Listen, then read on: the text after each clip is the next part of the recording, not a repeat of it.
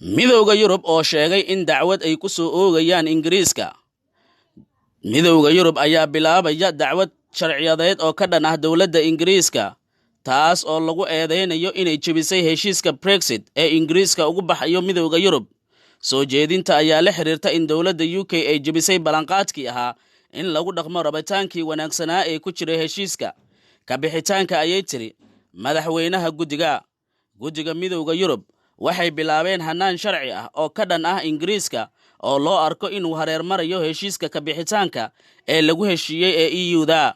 Hindisahan ayaa dabeecad ahaan jebinta ballanqaadkii wanaagsanaa ee ku jiray heshiiska ka bixitaanka ayay ku tiri madaxa guddiga Ursula von der Leyen war-saxaafadeed ka dhacay magaalada Brussels.